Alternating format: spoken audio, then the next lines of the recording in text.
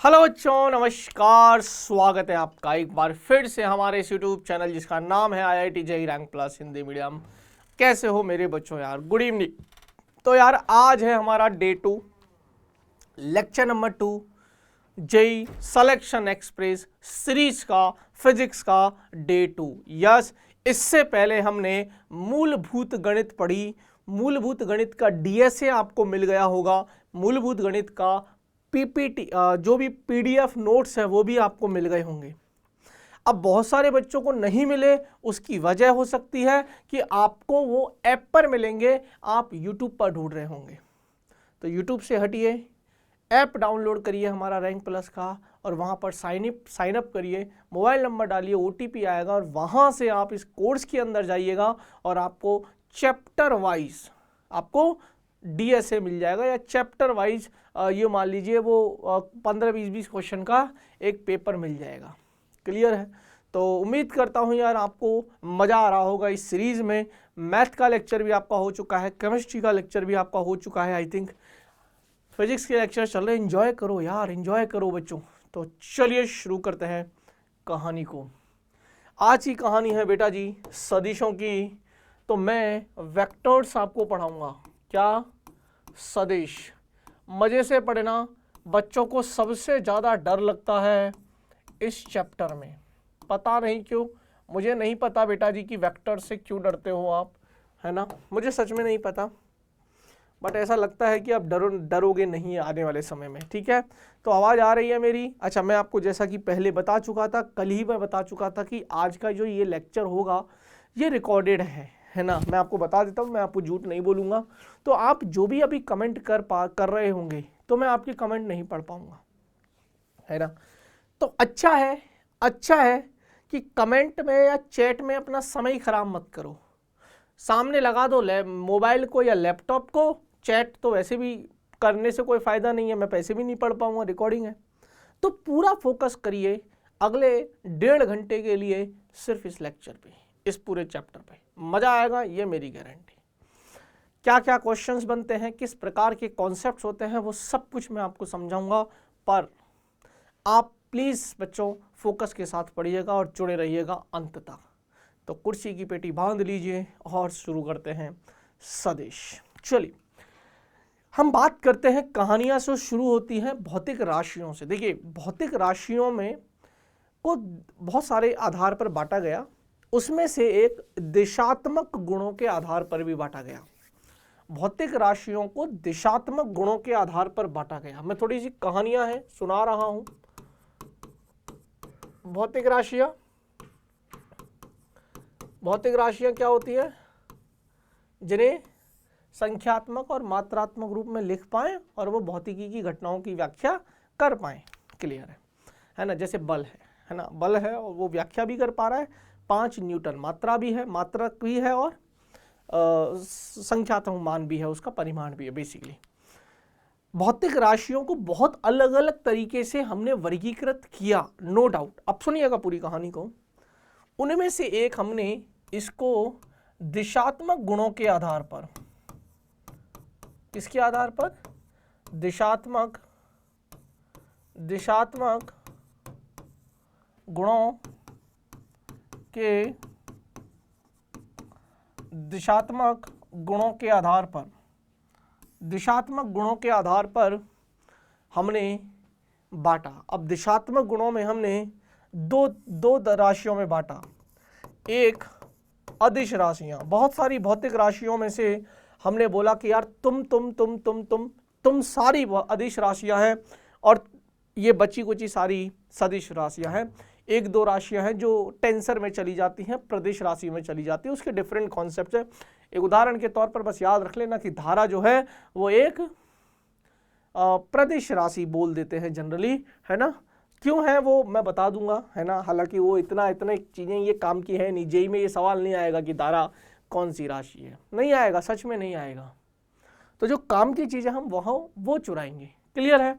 मजा आएगा। तो दिशात्मक गुणों के आधार पर, अब नाम से ही समझ में आ रहा है कि दिशात्मक। अब दिशा देखकर हमने बताया कि यार तेरे पास दिशा है, तेरे पास नहीं है, तेरे पास दिशा है, तेरे पास नहीं है। तो तेरे पास नहीं है तो तू अदिश में है, तेरे पास है तो तू सदिश है।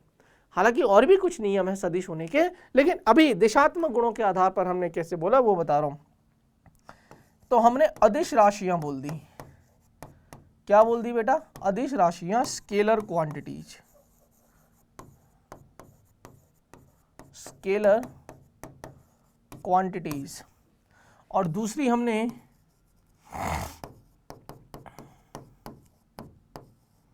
सदिश राशियां, जिसको हम वेक्टर क्वांटिटीज,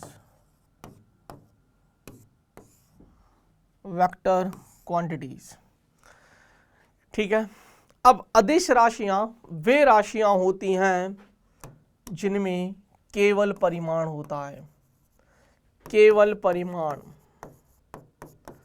अदिश राशियां वे राशियां होती हैं जिनमें केवल परिमाण होता है, ओनली मैग्नीट्यूड, केवल परिमाण। परिणाम और परिमाण इन दोनों में फर्क है। परिणाम इज बेसिकली योर रिजल्ट, परिमाण इज मैग्नीट्यूड, कितना। उदाहरण के तौर पर आप ऐसे समझिए कि मैंने आपको बोला कि जाओ जाओ मेरे को 5 किलो आम लेकर आओ। मैंने तुमको बोला कि जाओ आम लेकर आओ 5 किलो, तो तुमने मुझसे पूछा ना कि कितना, सर कितने लेकर आऊं। तो ये जो कितना है ना, ये है बेसिकली परिमाण। या फॉर एग्जांपल कि एक कार है, तुम रोड पे खड़े हो और एक कार है वो बहुत तेजी रफ्तार से निकल गई, तुम भागते भागते मेरे पास आए, बोले अरे गुरुजी बहुत तेज रफ्तार से एक कार निकल के गई। मैंने कितनी? मैंने कहा कितनी? बोले गुरुजी बहुत तेज। अरे मैंने कहा भाई नंबर बता कितनी? सर बहुत तेज। पर कितनी? 80 किलोमीटर प्रति घंटे की रफ्तार से निकल गई, 100 किलोमीटर प्रति घंटे की रफ्तार से निकल गई, 120 किलोमीटर प्रति घंटे की रफ्तार से। तो ये जो कितना बता रहे हो ना, बेसिकली ये परिमाण बता रहे हो कि सर 120 किलोमीटर प्रति घंटे की रफ्तार से निकल गई। क्लियर है? क्लियर है? तो उसमें है ना, तो ऐसी राशियां, तो परिमाण समझ में आया, परिमाण मैंने बता दिया। अब कुछ ऐसी राशियां होती हैं जिनमें सिर्फ परिमाण होता है, उनमें दिशा की ना कोई आवश्यकता ही नहीं होती। नाम से भी समझ में आ रहा है, अदिश, दिश मतलब दिशा, अ मतलब ऐसे मान लो बिना दिशा, दिशा रहित बेसिकली। और सदिश, स मतलब सहित, साथ में, और दिश मतलब दिशा के साथ में, सदिश। क्लियर है? ऐसे याद रखिएगा, हिंदी में थोड़ा सा आसान हो जाता है ये चीजें समझाना।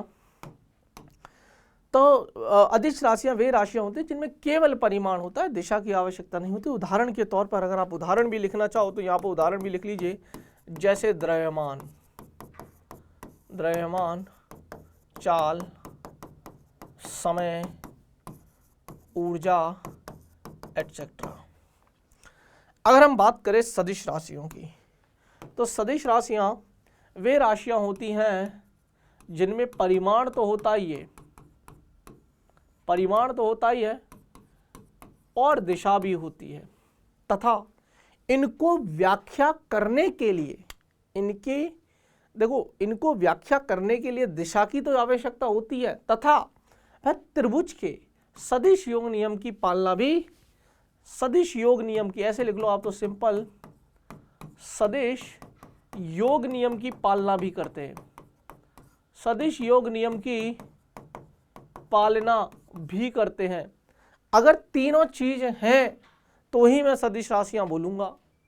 अब विद्युत धारा क्या करता है, बस इस नियम की पालना नहीं कर पाता वो, उसमें परिमाण भी होता है, दिशा भी होती है, बस वो इस नियम की पालना नहीं कर पाता, इसलिए उसको बोल देते हैं कि भाई तू सदिश नहीं है।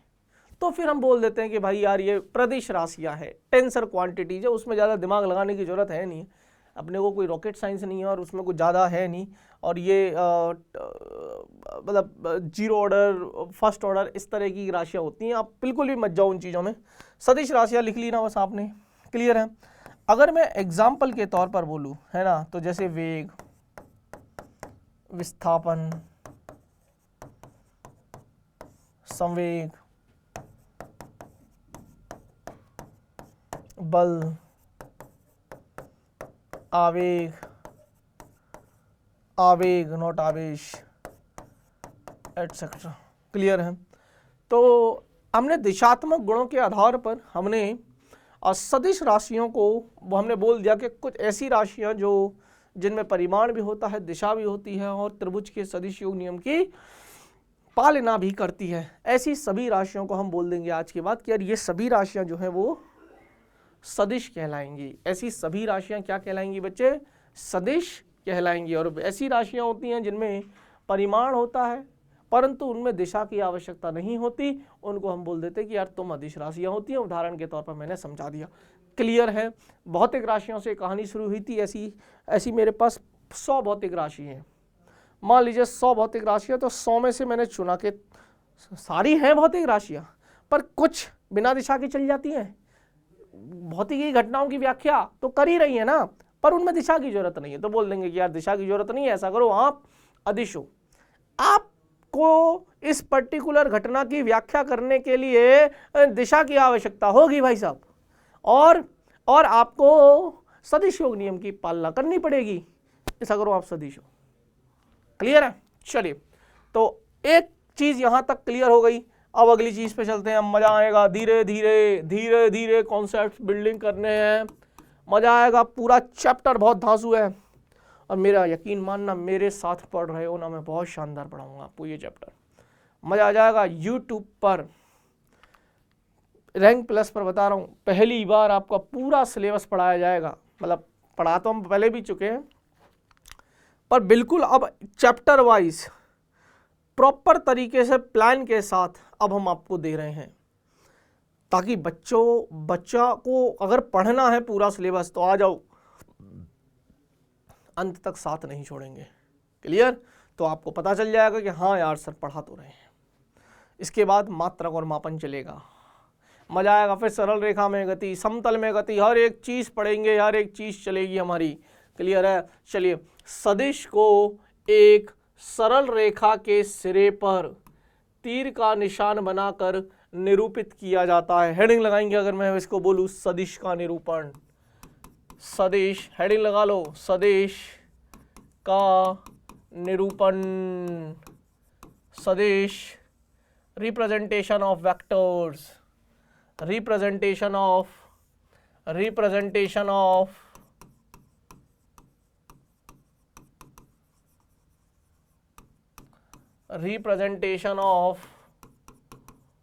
Vector, representation of vector. चलिए, सदिश को एक सरल रेखा के सिरे पर तीर का निशान लगाकर निरूपित करते हैं। इसकी लंबाई जो होगी रेखाखंड की, या जो तीर की लंबाई है, वो उसका परिमाण है बेसिकली। और जो तीर जो आपने दिशा बनाई है ना, वो उसकी दिशा को इंगित करेगा। जैसे मैंने बोला कि ये एक तीर मैंने बना दिया, तो इस तीर की जो लंबाई है एल से लेकर बी तक, ये जो इसकी लंबाई है ना, ये बेसिकली लंबाई हो जाएगा इसका परिमाण और दिशा। तो ए से लेकर बी तक मेरे पास एक सदिश है, ए से लेकर बी तक मेरे पास एक सदिश है। या पी क्यू ले रखा है तो पी क्यू ले लो। चलिए, तुम उन्होंने पी क्यू लिया है तो पी क्यू ही ले लीजिए। ये पी है, ये क्यू है, तो पी क्यू।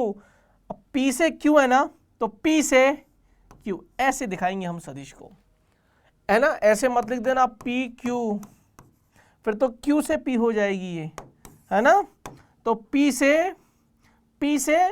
क्यू की ओर दिशा है। आई होप, है ना। तो ये अच्छा, सदिश में ये सदिश की पूंछ होती है, ये सदिश की पूंछ होती है, टेल बोलते हैं इसको, और ये सिर होता है, हेड। क्या हो जाएगा? ये हो जाएगा सिर। मेरे पास एक सदिश है, इसी को मैंने नाम दे दिया, इसी को मैंने ए वेक्टर नाम दे दिया। तो ए वेक्टर है मेरे पास पी क्यू वेक्टर, ए वेक्टर है मेरे पास पी क्यू वेक्टर। हाँ या ना का जवाब देते जाना। अगर मुझे इस सदिश का परिमाण लिखना है, अगर मुझे ए सदिश का परिमाण लिखना है, अब चूंकि ये सदिश है तो इसके पास दो चीजें हैं, परिमाण भी है और दिशा भी है। सदिश है ना, सदिश को ऐसे ही दिखाते हैं, रिप्रेजेंटेशन ऑफ वेक्टर है। सदिश को हम ऐसे ही निरूपित करते हैं, तीर के निशान द्वारा व्यक्त कर देते हैं। तो अब इसके पास दो चीजें हैं, परिमाण भी है और दिशा भी है। लेकिन अगर मैं दिशा को हटा दूं तो सिर्फ परिमाण बचेगा। तो किसी सदिश का अगर मुझे परिमाण लिखना होगा तो मैं सदिश लिखूंगा। अब ये तो सदिश है, अगर मैं मापांक ले लूं, मॉड लगा दो, क्या लगा दो, मॉड, तो ये केवल परिमाण को रिप्रेजेंट करेगा। और ए सदिश का वैल्यू क्या है, पी क्यू है ना, तो हम इसको ऐसे भी लिख सकते हैं, ऐसे भी लिख सकते हैं पी क्यू, या कुछ किताबों में इसको सीधा ए से भी दिखाया है, लेकिन ये बोल्ड लेटर्स में है। किस में है, बोल्ड लेटर्स में। थोड़ा से ये बोल्ड है होता है ना, थोड़ा सा उसको डार्क कर देते हैं, गहरा सा, समझ गए। लेकिन ये ओल्ड फैशन है, ओल्ड फैशन है, इसका इस्तेमाल नहीं करते हम, यही पढ़ेंगे, इसी का इस्तेमाल करेंगे। पूरी कहानी यहाँ तक क्लियर है। हाँ और ना का जवाब देते जाइए। रिप्रेजेंटेशन ऑफ वेक्टर, अगर मुझे ए सदिश का परिमाण लिखना है तो क्या मैं ऐसे लिख सकता हूँ, हाँ और ना। डार्क करने से, आप सादा ऐसे भी लिख सकते हो, सिंपल, डार्क मत करो, ऐसे लिख दो चलेगा, पर वो डार्क करने वाला है ना यार, ये थोड़ा सा ओल्ड फैशन है, ये नहीं करेंगे, है ना। अच्छा सुनिए, लेकिन ये, अच्छा मैंने उल्टा बोल दिया क्या, सदिश को दिखाने का तरीका था वो, अच्छा हाँ ठीक है, सॉरी मैंने उल्टा बोल दिया। ये तो ऐसे ही है, सदिश को दिखाना हो, इसकी जगह अगर मैं ऐसे लिख देता ना, डार्क कर देता, तो वो सदिश होता। सॉरी, इसकी जगह अगर मैं डार्क कर देता, ये नहीं लिखता और मैं ये डार्क कर देता, this is old fashion, I think ये सही है बेटा, है ना, ये सही है, अब सही है। यहाँ नहीं, यहाँ तो परिमाण है, मैं तो सीधा भी लिख सकता हूँ, है ना। यहाँ पर देख लीजिए, थोड़ी सी करेक्शन कर लीजिए, है ना। तो अगर मैं इसको ऐसे बोल्ड लेटर्स में लिख दूँ ना, तो ऐसे भी लिखा है ना तब भी वो सदिश है, ऐसे भी लिखा है तब भी वो सदिश है, पर अब यूज नहीं करते, इसको यूज करते हैं। परिमाण लिखना होगा तो मापांक ले लो, नहीं मापांक ले रहे हो तो सीधा सीधा भी लिख दोगे तब भी चलेगा, या तुम इसको सीधा सीधा पी क्यू भी लिख सकते हो। तो ये बेसिकली परिमाण हो गया। आई होप यहाँ तक आपको क्लियर है, मजा आया। चलिए अब हेडिंग लगाएंगे सदिशों का वर्गीकरण। मैं फिर से बता रहा हूँ, जीरो से पढ़ा रहा हूँ। सदिशों का वर्गीकरण, कुछ 10 सदिशों है मेरे पास, 10 सदिश है मेरे पास, उन 10 के बारे में बताऊंगा, 10 की 10 सदिशों के बारे में। तो हम एक एक करके पढ़ेंगे, मेरे को तो मजा आने वाला है। क्या आप लोग तैयार हो? पहला, दूसरा, तीसरा, समांतर सदिश, पैरेलल वेक्टर्स, समान सदिश, इक्वल वेक्टर्स, प्रति समांतर सदिश, anti parallel vectors, anti parallel vectors. आ जाओ, सुनिए कहानी को। क्या है बेटा, नाम से समझ में आना चाहिए। क्लासिफिकेशन ऑफ वेक्टर्स, इंग्लिश में लिख दूं क्या? क्लासिफिकेशन ऑफ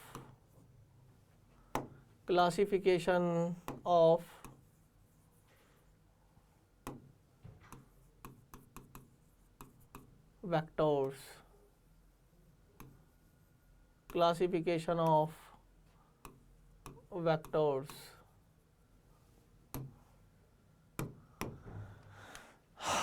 आ रहा है मजा? एक बार मुझे बता दीजिए, मैं चेक कर लेता हूँ रिकॉर्डिंग हो रही है, क्योंकि कभी कभी बेटा जी ऐसा धोखा हो जाता है कि हम पढ़ाते रहते हैं और पता चला साउंड ही बंद हो गया, पता चला रिकॉर्डिंग ही बंद हो गई, फिर हमारी मेहनत पे भी पानी फिर जाता है। तो बेस्ट यूज़ करेंगे, है ना। समझ में आ रहा है आप लोगों को? हाँ या ना? बोलिए यार सभी बच्चे प्लीज़। चलिए सुनिए, ऐसे सदिश जिनकी दिशाएं समान हों, परिमाण से कोई लेना देना नहीं, परिमाण छोटे बड़े हो जाएं चलेगा, परंतु दिशाएं ना बिल्कुल समान होनी चाहिए, दिशाएं बिल्कुल समान होनी चाहिए, समांतर सदिश कहलाते हैं। पैरेलल, तो दो सदिश समान हैं, थीटा कितना 0 डिग्री, हमेशा कोण कितना होगा 0 डिग्री। परिमाण देखो, एक सदिश है मेरे पास A, एक सदिश है B, दोनों की दिशाएं बिल्कुल एक जैसी हैं, लेकिन दोनों के परिमाण अलग है। परिमाण कैसे पता चल रहा है? रेखाखंड की लंबाई।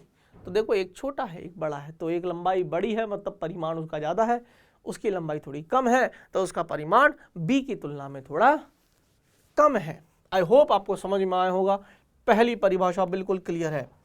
पर अब हम बात करेंगे बेटा जी इक्वल वेक्टर्स। ये थोड़ा सा कंफ्यूजिंग है लेकिन आपको याद रखना पड़ेगा, इसमें थोड़ा सा ट्विस्ट भी आता है। ऐसे सदिश जिनका परिमाण और दिशाएं दोनों समान हैं। इसमें क्या था बेटा कि सिर्फ दिशाएं समान रहे, परिमाण समान हो या ना हो चलेगा, पर इसमें ऐसा नहीं है। इसमें दिशाएं भी समान हैं और परिमाण भी समान है, दोनों सेम लंबाई के हैं, समान सदिश कहलाते हैं। तो एक इंटेलिजेंट बच्चा आया मेरे पास दूसरे नंबर का समान सदिश लेकर। सर इसको अलग से क्यों निकाला? क्योंकि बेटा इसमें ट्विस्ट है। इक्वल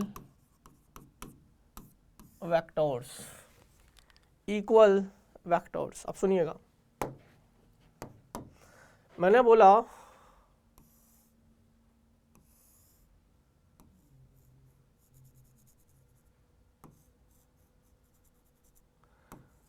ये, अब ऐसा छोड़ो, ये A वेक्टर है और ये B वेक्टर है, लंबाई सेम, परिमाण सेम, सब कुछ सेम है, दिशा भी सेम है, तो मैं बोल सकता हूं कि A सदिश बराबर है B सदिश के। लेकिन यार एक चीज का और याद रखना, समान सदिश होने के लिए लंबाई और समान, अच्छा थीटा तो इसमें भी 0 डिग्री होगा दोनों के बीच में। A सदिश व थीटा है क्या?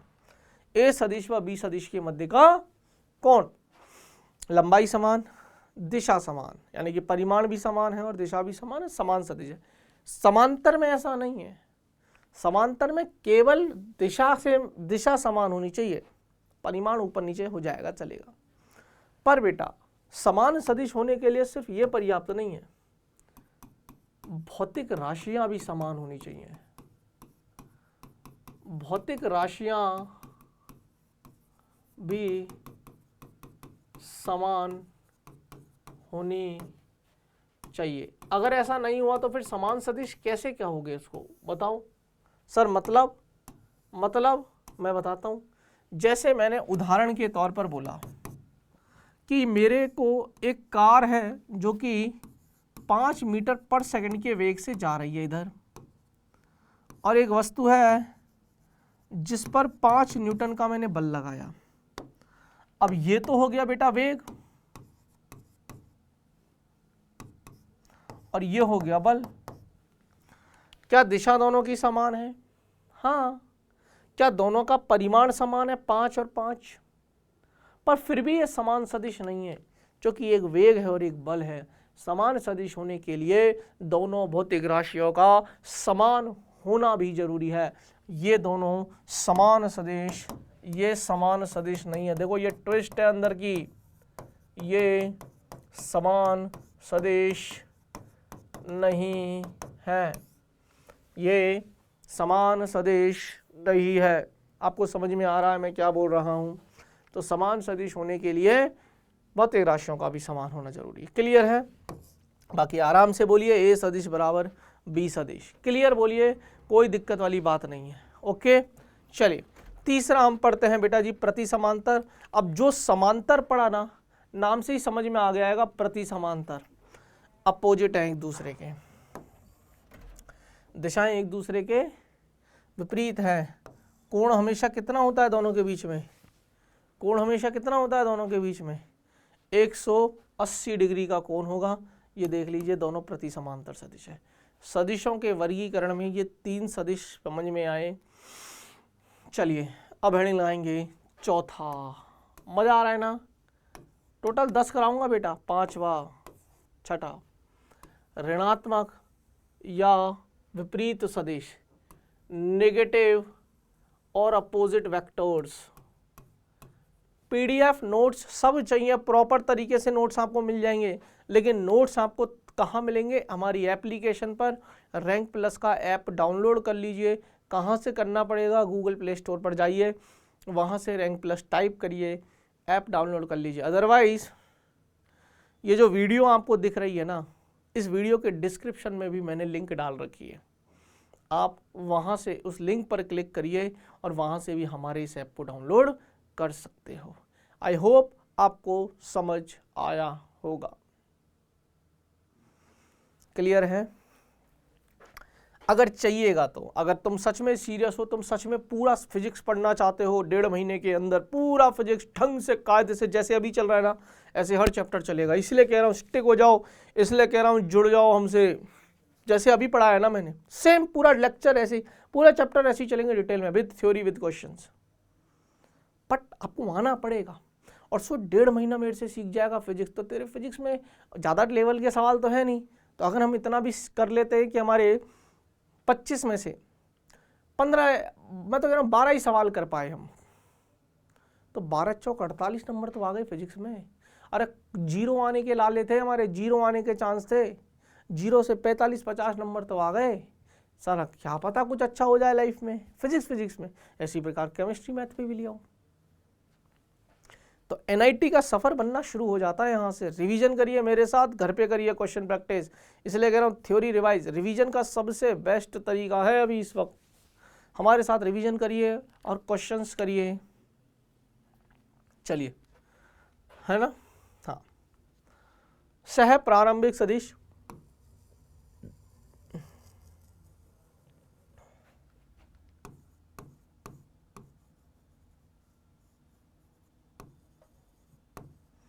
कोइनिशियल वेक्टर,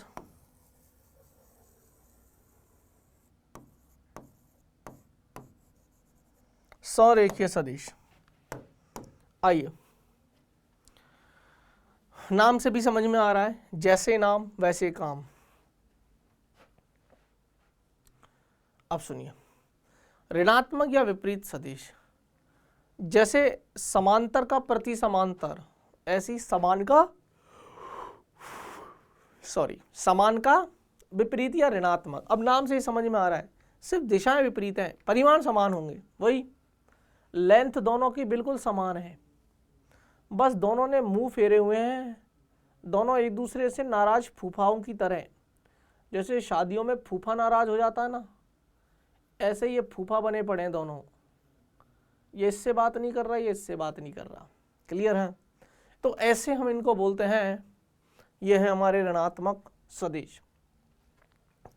तो अगर मेरा एक ए सदिश ए से बी तक की है और दूसरा बी से ए तक का है, बी से ए तक का, तो एक ए बी सदिश है और एक बी ए सदिश है। ए बी सदिश है और एक बी ए सदिश है। और ए बी और बी ए सदिश जो हैं वो दोनों एक दूसरे के विपरीत हैं। ए बी सदिश बराबर माइनस बी ए सदिश। दिशाओं तो विपरीत हैं, दिशाएं तो विपरीत है, तो माइनस चिन्ह क्या दिखा रहा है? माइनस चिन्ह दिखा रहा है कि both are in opposite direction to each other. I hope आपको समझ में आया होगा। चलिए आगे चलते हैं। सह प्रारंभिक सदिश की हम बात करते हैं, ऐसे सदिश जिनके प्रारंभिक बिंदु समान हों, सह प्रारंभिक सदिश कहलाते हैं। ए, सदिश बी और सदिश सी सह प्रारंभिक। इसको बहुत बढ़िया एग्जाम्पल से भी समझा सकता हूँ, पहले आप जो इन्होंने दिया वो समझ लीजिए। तीनों सदिश ऐसा नहीं लग रहा कि यहीं से प्रारंभ हुए हैं, ये बिंदु है, यहीं से इनका उद्गम हुआ है। ए सदिश भी यहीं से बना है, बी सदिश भी यहीं से बना है और सी सदिश भी यहीं से बना है। तो दिस बिंदु इज कॉल्ड एज सह प्रारंभिक। प्रारंभिक बिंदु समान है, तो ये तीनों सदिश आपस में सह प्रारंभिक सदिश हैं।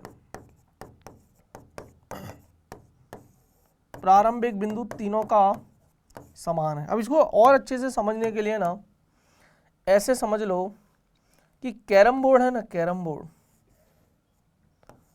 कैरम बोर्ड में गोटियां, अबे कैरम बोर्ड खेला है क्या तुमने नालायकों? कभी कैरम बोर्ड देखा है क्या गरीबों? गोटियां होती हैं, यहाँ स्ट्राइकर होता है, बहुत सारी गोटियां होती हैं, है ना, छोटा छोटा मान लो उनको, या एक के ऊपर एक के ऊपर एक के ऊपर बहुत सारी गोटियां रखी रहती है ना। तो मारते हो तो एक गोटी इधर चली गई, एक गोटी इधर चली गई, एक गोटी इधर चली गई, एक गोटी इधर चली गई, एक गोटी इधर चली गई, पर गई कहाँ से है? सारी सारी गई तो सेंटर से ही है ना। तो ये सबका प्रारंभिक बिंदु है। तो ये जो सारा इन सभी गोटियों का जो विस्थापन है ना, ये यहाँ से यहाँ, ये यहाँ से, तो इन्होंने सबने विस्थापन तय किया है। तो इन सारे को, इन सारे सदिशों को, जो विस्थापन सदिश हैं, इन सबको हम सह प्रारंभिक सदिश बोलेंगे कि हाँ भाई इन सबका जो आरंभ है वो एक ही बिंदु से हुआ है, दैट इज, तभी तो हम इनको बोल रहे हैं सह प्रारंभिक सदिश। चलिए आगे चलते हैं। छठे नंबर पर संरेखीय सदिश। एक ही रेखा में उपस्थित सदिश संरेखीय सदिश कहलाते हैं। संरेखीय सदिशों के मध्य कोण या तो 0 डिग्री है या 180 डिग्री होता है। अब देखिए छठे नंबर का है, मैं थोड़ा सा बनाना पड़ेगा मेरे को। संरेखीय,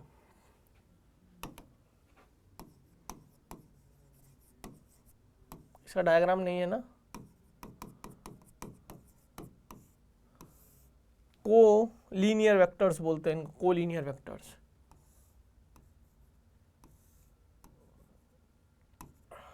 ए सदिश बी सदिश एक ही डायरेक्शन में है, अपोजिट डायरेक्शन में। ए सदिश बी सदिश, इस केस में थीटा बराबर 0 है, इस केस में थीटा बराबर 180 डिग्री है, हाँ या ना। अच्छा इसमें एक और ये भी तो हो सकता है, तुम ये भी तो बोल सकते हो कि सर अगर मैं ये डायरेक्शन बना देता तो, मैंने कहा बात तो तेरी सही है, ये डायरेक्शन बना देते तो ये हो जाता, ये ए सदिश है, ये बी सदिश है, अरे हाँ या ना। अब क्लियर है?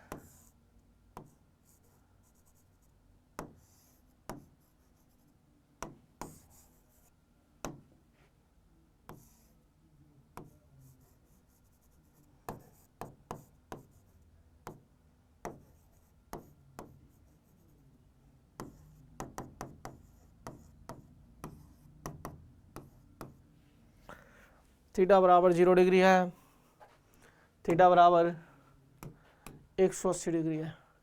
आई होप ये भी केस बन सकते थे, खैर तो आपको समझ में आ गया होगा। अगला संरेखीय समझ में आ गया। चलिए हेडिंग लगाएंगे 6 के बाद 7वां, 8वां, 9वां, ये समझना बहुत जरूरी है। समतलीय सदिश, इसको बोलते हैं कोप्लेनर वेक्टर, इसमें थोड़ा सा ट्विस्ट है। संगामी सदिश, कनकरेंट वेक्टर्स, कनकरेंट वेक्टर्स, हालांकि और भी होते हैं, 13 होते हैं वैसे तो, अक्षीय सदिश और वो सब सदिश भी, वो सब नहीं पढ़ा रहे, जो 10 मेन काम के हैं वो देख लो, बाकी तो सब धीरे धीरे आ जाएगा चैप्टर्स में। नल वेक्टर, जीरो वेक्टर भी होता है, उसके बाद लास्ट हमारा बचेगा एकांक सदिश, यूनिट वेक्टर, यूनिट वेक्टर। चलिए तो सुनिएगा ध्यान से, थोड़ी परिभाषाएं हैं। अच्छा लग रहा है? ईमानदारी से बताना सबको मजा आ रहा है? मैं फिर कह चुका हूं, इसके नोट्स चाहिए तो आपको ऐप पर आना पड़ेगा भाई, मैं दूंगा ही नहीं यूट्यूब पे। तो आप सोचो कि मैं लिंक दे दूं यहाँ पर, कुछ भी नहीं है, ना टेलीग्राम पे शेयर करूंगा, मैं पहले ही कह देता हूँ, जाओ ऐप पर जाकर ले लो, जाओ ना भाई। ऐप पर क्यों जाने में प्रॉब्लम क्या है? ऐप पर जाओ ले लो, फ्री तो है। ऐप डाउनलोड करने में भी कोई पैसे लग रहे हैं क्या भाई? कर लो, और फिर कोर्स भी फ्री है, हमने तो कुछ पैसा ही नहीं मांगा। पढ़ो आराम से, अपनी जेईई की तैयारी फ्री में कर लो हमारे साथ, ले जाओ अपना सिलेक्शन फ्री में। क्या यार, तो जो पैसे मांग रहे हैं ना, छोड़ो अब उनको, बोलो इससे अच्छी तैयारी कहाँ होगी, फ्री में तैयारी हो रही है, सौरभ सर फिजिक्स पढ़ा रहे हैं हमें। ऐसे सदिश जो समान तल में स्थित होते हैं समतलीय सदिश कहलाते हैं। यहां लिखा है दो सदिश सदैव समतलीय होते हैं, बिल्कुल सही बात है। कोप्लेनर वेक्टर, समतलीय सदिश, जहां एक्सप्लेन करने की जरूरत होती है ना अलग से, वो मैं अलग से कर देता हूं। समतलीय सदिश को प्लेनर वेक्टर्स, कोई ऐसे सदिश जो एक ही तल में होते हैं वो समतलीय होते हैं। दुनिया के कोई भी दो सदिश सदैव समतलीय होंगे। मैंने बोला कि मेरे पास एक सदिश है ए सदिश और मैंने एक और सदिश बना दिया बी सदिश, क्या ये दोनों एक ही तल में नहीं है? सर कौन सा तल? ये बोर्ड वाला जो तल नजर आ रहा है। अच्छा सर ऐसे क्यों बना रहे हो? आप तो ऐसे बनाओ, आप तो ऐसे बनाओ, एक सदिश ऐसे बना दो और एक सदिश ऐसे बना दो बाहर। अब कहाँ रहे एक ही तल में? तल तो ये रह गया। नालायक, किसने बोला तल ये है? तल अब ये वाला है, तल अब ये वाला है। दुनिया के कोई भी दो सदिश ऐसे समझ, एक सदिश ये रहा, एक सदिश ये रहा। अब तू बोलेगा सर कहाँ है ये दोनों सदिश समतलीय है? ये रहा तल, ये रहा तल, ये देख, ये तल में आ गए। कैसे भी ले ले, कैसे भी ले ले। ये सर ये रहे दो सदिश, ये तल में है। मैंने कहा हाँ ये रहा तल। सर ऐसे होंगे तो, मैंने कहा ये रहा तल। कैसे भी बना लो आ जाएंगे। दुनिया के कोई भी दो सदिश जो होंगे मुक्त सदिश, इसको पहले निपटा लेते हैं।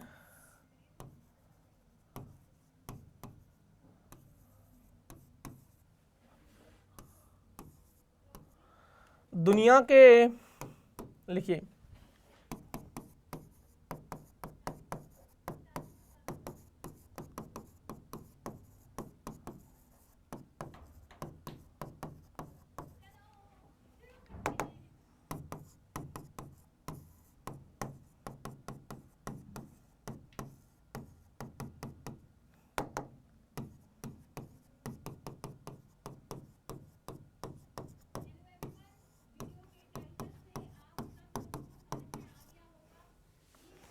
दुनिया के कोई भी दो सदिश सदैव समतलीय होते हैं।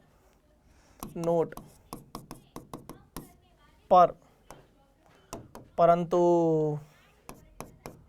परंतु तीन या तीन से अधिक सदिश, तीन या तीन से अधिक सदिश समतलीय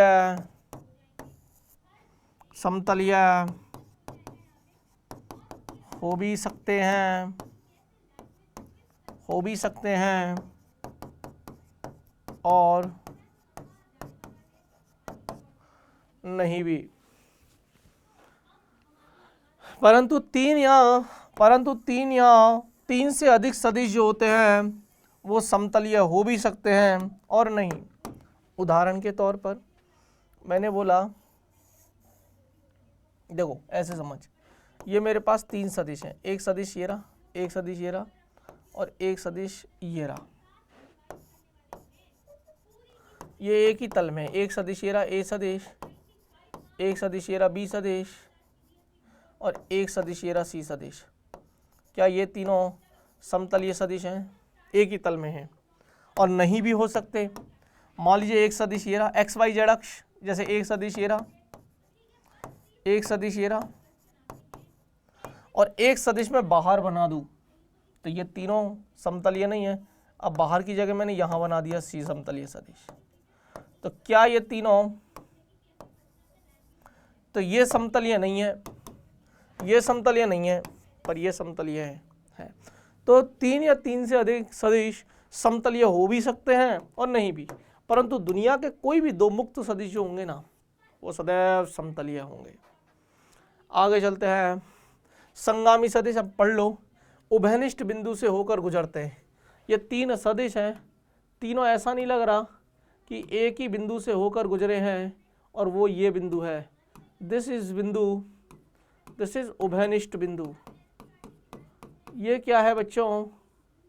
ये है आपका उभयनिष्ठ बिंदु। इसको बोलते हैं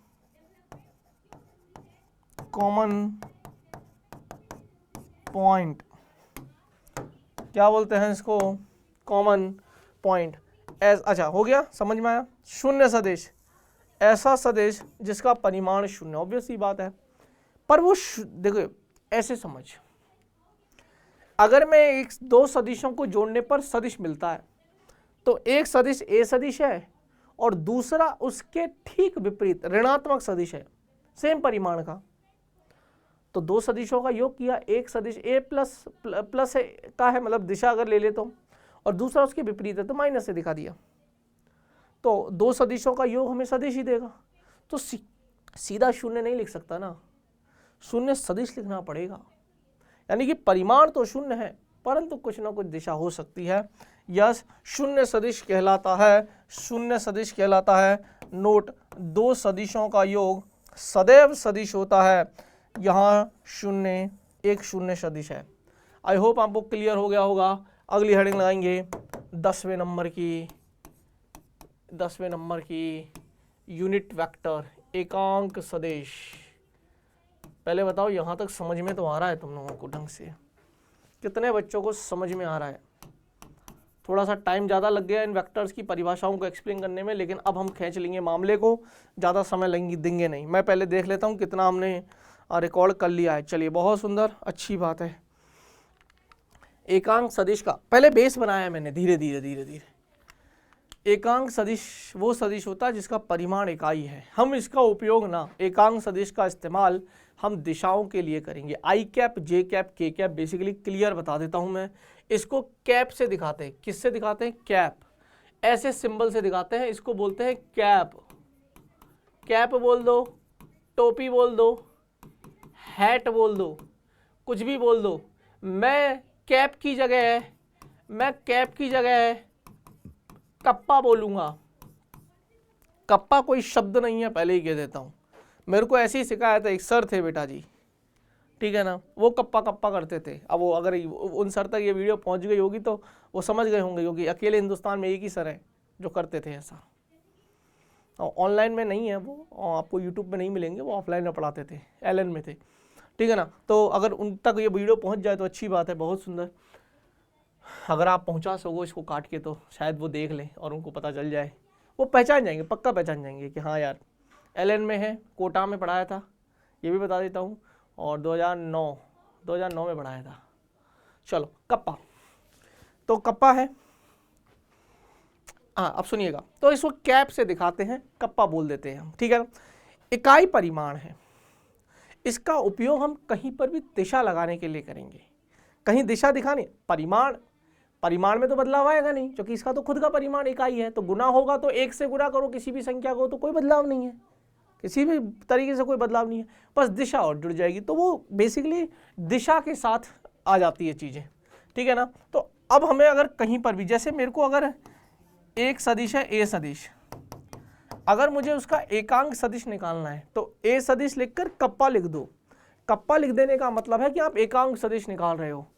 और इसको निकालने का तरीका है कि उसी सदिश में अगर उसी सदिश के परिमाण का भाग दे दो। अब देखो, ऊपर सदिश है तो सदिश है तो परिमाण भी और दिशा भी है, नीचे सेम सदिश का परिमाण है तो परिमाण से परिमाण कट गया एक बार और दिशा बचेगी, तो इकाई परिमाण और दिशा वही एकांक सदिश है तेरा।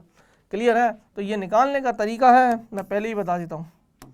एकांक सदिश को निकालने का तरीका आ गया आपके पास। क्लियर है? अगर मुझे ए सदिश चाहिएगा तो मैं कैसे निकालूंगा?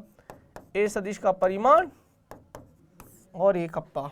चलिए, ये एक कप्पा निकालना, उन्होंने स्मॉल से दिखा दिया, कोई फर्क नहीं पड़ता।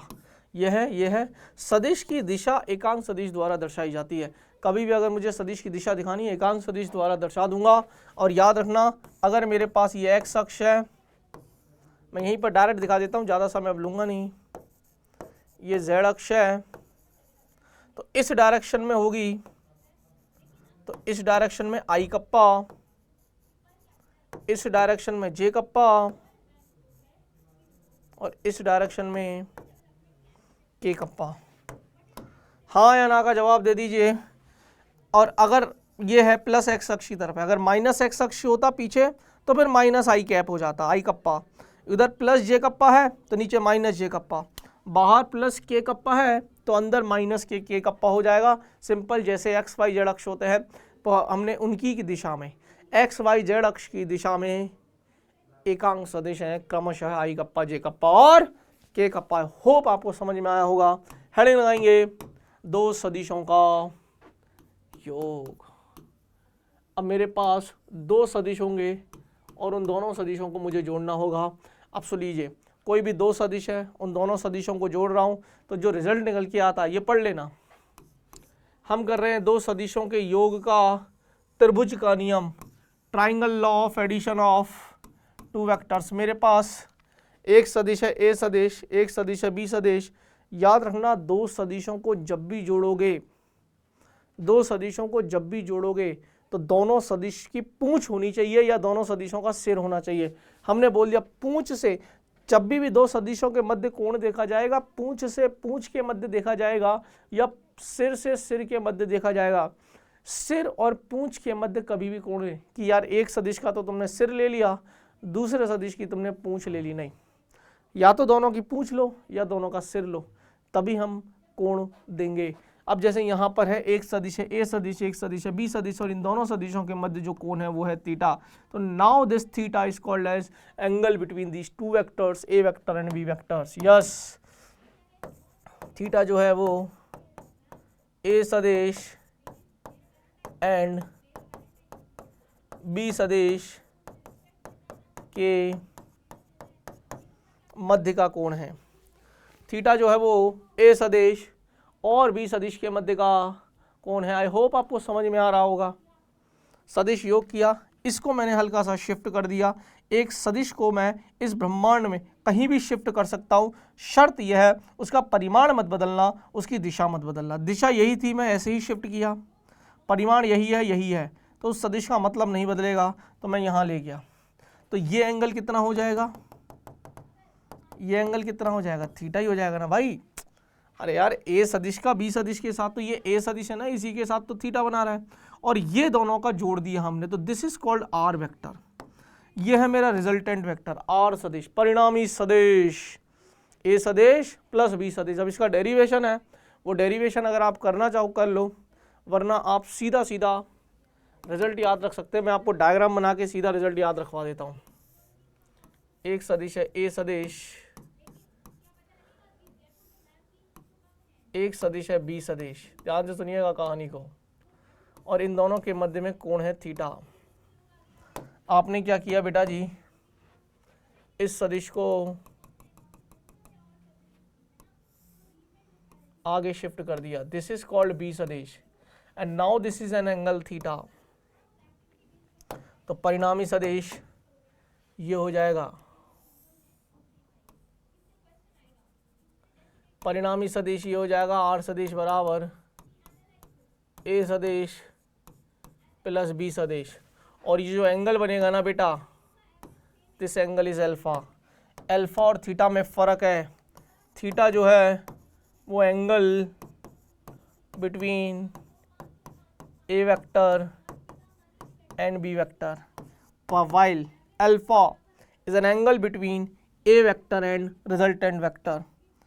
अल्फा जो है वो ए सदिश व परिणामी सदिश के मध्य का कोण है और इसको पूरे का डेरिवेशन हमने पाइथागोरस लगा के कर दिया है। तो आपको जो रिजल्ट देखने को मिलेगा, अरे वही है यार, ये बी कॉस थीटा हो जाएगा, वही घटक में तोड़ दो, है ना, घटक में तोड़ दो। तो ये इसको घटक में तोड़ दोगे तो ये बी कॉस थीटा, ये बी साइन थीटा हो जाएगा, फिर एक ट्राइंगल बन जाएगा। ट्राइंगल क्या बनेगा, फिर एक ट्राइंगल सा बन जाएगा। ट्राइंगल क्या बनेगा, इसका परिमाण ले लो, ए प्लस बी कॉस थीटा, ऊपर आ जाएगा बी साइन थीटा, तो ये आ जाएगा रिजल्टेंट आर सदिश, दिस इज एंगल अल्फा। इसका परिमाण अगर हमें निकालना है तो ए सदिश प्लस बी सदिश का परिमाण। अब पाइथागोरस दिस का स्क्वायर प्लस दिस का स्क्वायर बराबर दिस का स्क्वायर, तो वहीं से ये पूरा प्रूफ होता है और हमारे पास आर सदिश आ जाता है बेसिकली ए सदिश। कुछ लोग इसको ए और बी की जगह पी और क्यू लेके चल लेते हैं, आप वो भी ले सकते हो, a square plus b square plus 2ab cos theta.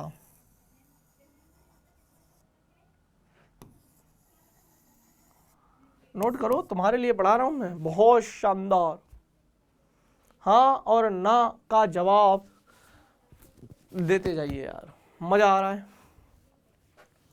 कितने बच्चों को आनंद आ रहा है जल्दी कि हाँ सर मजा तो आ रहा है यार, सदिश बराबर ही हो गया। अरे हाँ या ना बोल दे भाई। क्लियर है? A square plus b square plus 2ab cos theta. मुझे tan अल्फा निकालना है बेटा, अल्फा, तो ये आ जाएगा b sine theta upon a plus B cos theta.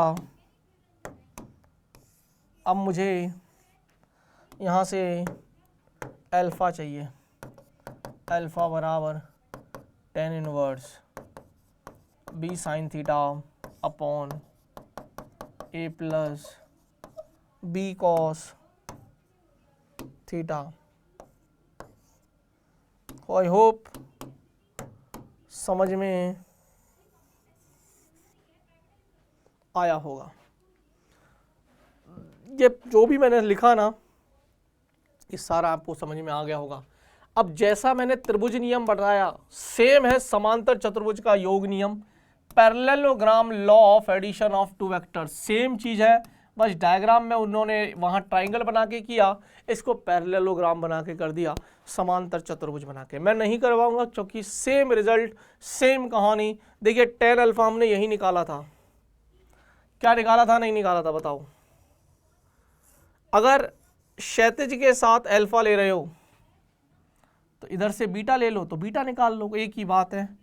और आर यही आया था, हाँ या ना, a square plus b square plus 2ab cos theta, सब कुछ सेम है।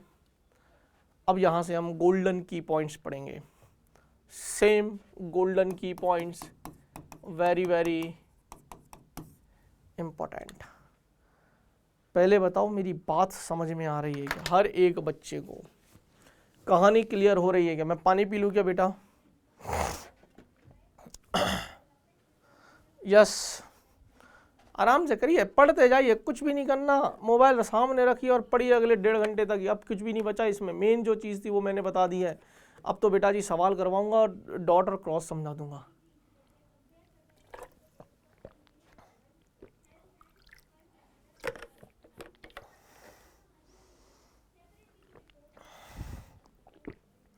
एक 2 मिनट ब्रेक ले लेता हूँ मैं, ठीक है?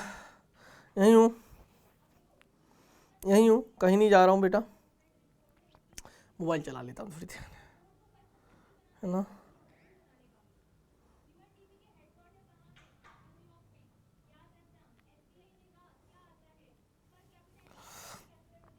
आपको समझ में आ रहा है?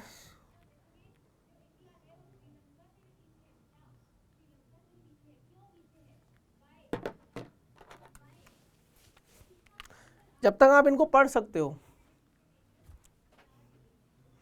अब सुनिए,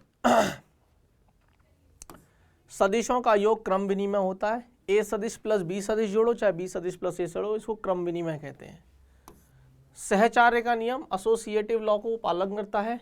ए सदिश प्लस ब्रैकेट के अंदर बी प्लस सी, बी सदिश प्लस सी सदिश है, तो अगर मैं इसको ए सदिश प्लस बी सदिश लिख दूं ब्रैकेट में और बाद में सी सदिश को जोड़ूं तो भी चलेगा। साहचर्य का नियम भाईचारे का पालन करता है। जब दोनों सदिश समांतर हो तो उनके बीच में शून्य कोण होगा, शून्य कोण होगा तो परिणाम ही अधिकतम होगा, क्योंकि cos थीटा cos 0 1 अधिकतम होता है। तो ये निकल के आता है a प्लस बी। तो अगर कोई भी दो सदिश समांतर हैं, थीटा 0 है, सीधा सीधा जोड़ दो। अगर प्रति समांतर है तो माइनस कर दो, क्यों? क्योंकि 180 है, cos 180 -1। ठीक है, बड़े में से छोटा घटाना, ये याद रखना बस। परिमाण है ना, नेगेटिव नहीं आएगा फिर, है ना? पर याद रखना बड़े में से छोटा घटाना है। असमान परिमाण के दो सदिशों का योग कभी भी शून्य नहीं हो सकता, बिल्कुल सही बात है। यदि सदिश असमान परिमाण के हों तो परिणामी सदैव शून्य के होने के लिए न्यूनतम 3 समतलीय सदिशों की आवश्यकता होती है। हाँ और ना का जवाब दे दो। इस वाली लाइन का क्या मतलब है? असमान परिमाण है, मैंने बोला ये 3 न्यूटन है, मैंने बोला ये 4 न्यूटन है, इन दोनों का मिलाकर कितना आएगा? 5 न्यूटन। और ये समतलीय है, इन दोनों का परिमाण, पर मैं तो 0 चाह रहा हूं ना, तो मुझे एक 5 न्यूटन इधर बनाना ही पड़ेगा।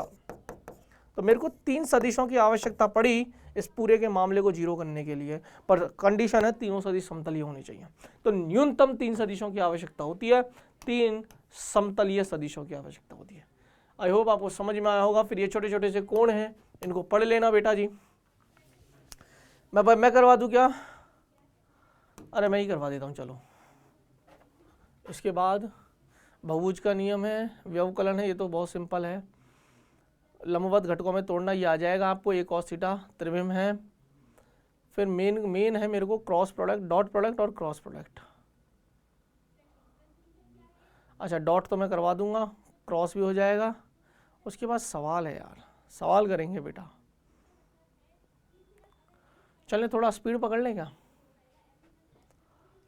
अब सुनो, मेरी बात ध्यान से सुनिएगा बेटा जी, ध्यान से सुनिएगा कहानी को, है ना। मेरे पास एक सदिश है ए सदिश और एक और सदिश है बी सदिश। दोनों के बीच में जो कोण है वो 120 डिग्री है। दोनों के बीच में कोण जो है वो 120 डिग्री। उन्होंने क्या बोला है कि यदि दो सदिश समान परिमाण के हों तो उनका परिणामी सदिश भी उनके कोण के अर्धक पर होगा चाहिए, तो अलग बात है। अगर इसका परिमाण, और अब मैं ये दे रखा है कि ए सदिश का परिमाण बी सदिश के परिमाण के ठीक बराबर है, तो इनका जो परिणामी आएगा, इसका जो परिणामी आएगा वो ठीक अर्धक पर आएगा। यानी कि इधर से भी 60 डिग्री और इधर से भी 60 डिग्री, क्योंकि पूरा कोण 120 डिग्री है। ये प्रूफ कर लेना, हो जाएगा, इसमें कोई बड़ी बात नहीं है। करके दिखाऊं तो tan अल्फा ही निकालना है बेसिकली। tan अल्फा क्या हो जाएगा? b sin theta upon a plus B cos theta. tan alpha b कितना है? b और a बराबर ही हैं तो a लिख दो। साइन थीटा कितना था? 120 अपॉन a प्लस b की जगह भी a ही रख दो, cos 120। a sine 120, a common ले लो, 1 प्लस कॉस 120, a से a को उड़ा दीजिए। tan अल्फा साइन 120 की value sine 90 plus theta sine a cos B plus cos a sine b, तो sine a √3/2 cos a plus B, cos a cos b, cos 90 minus sine a sine b, half आ जाएगा। मतलब 1 minus ऐसा आ जाएगा, cos 120 की value minus half होती है, तो ये √3/2 आ जाएगा और नीचे हाफ आ जाएगा। ये √3/2 और ये 2/1 आ जाएगा, तो दैट इज √3। अब tan अल्फा की वैल्यू √3 है, तो अल्फा की वैल्यू तो वही तो है। थीटा क्या लेकर गए थे? 120, ठीक आधा 60, तो अल्फा बराबर θ/2।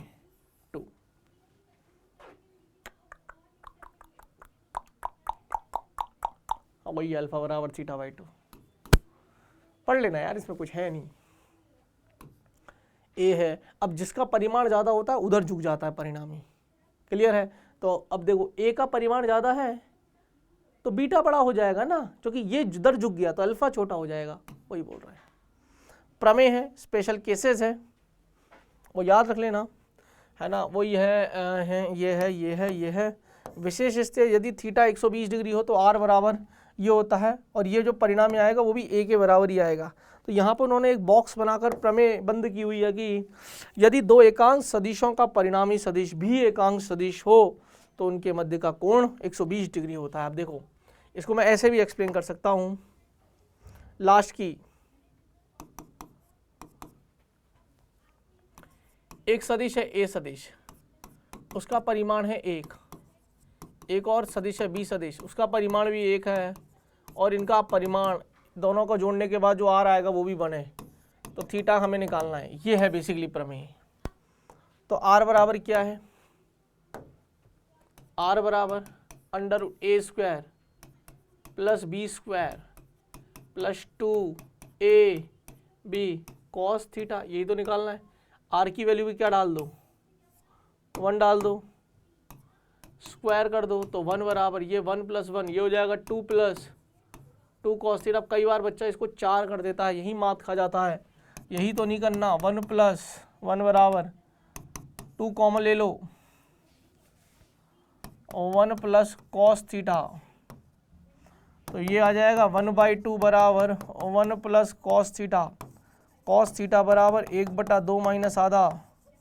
कॉस थीटा अगर माइनस आधा है तो थीटा की वैल्यू 120 डिग्री है।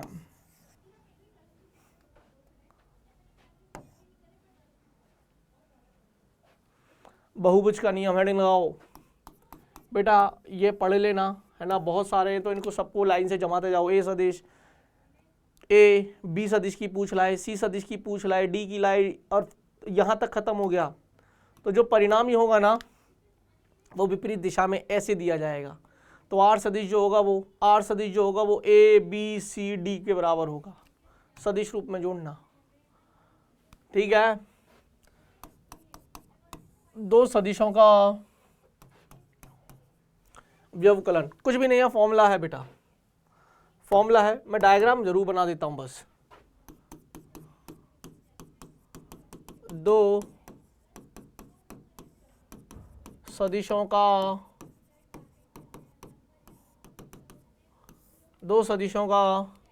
व्यवकलन, ध्यान से सुनिएगा। मैंने बोला कि मेरे पास एक सदिश है ए सदिश, एक और सदिश है मेरे पास बी सदिश, एंगल है थीटा, पर मुझे तो ए सदिश प्लस बी सदिश नहीं, ए सदिश माइनस बी सदिश चाहिए। तो अगर ये वाली दिशा बी सदिश की है तो क्या ये वाली दिशा माइनस बी सदिश की है? हाँ या ना का जवाब देते जाना, हाँ या ना का जवाब, अरे हाँ या ना, क्लियर है?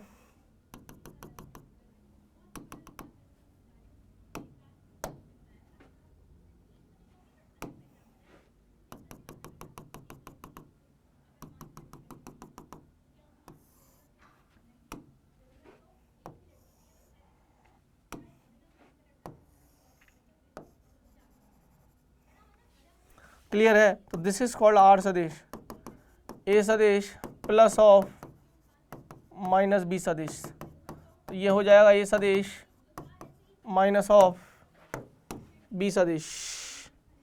अबे देखना यार, और भाई ये एंगल हो जाएगा इस बार अल्फा। तो अब इसका जो परिणामी सदिश आएगा ना, दो फॉर्मूले होते हैं इसके, अब आप जैसा भी लिखना चाहो वैसा लिख सकते हो। अगर ये थीटा है तो this is pi minus theta. तो आप अगर थीटा से जगह दो सदिशों के मध्य पाई माइनस थीटा का कोण है तो कैसे लिखते हैं? A square plus b square plus 2ab cos pi minus theta, cos 180 minus theta minus cos theta. तो या तो ऐसे याद कर लो या आप ऐसे याद कर लो।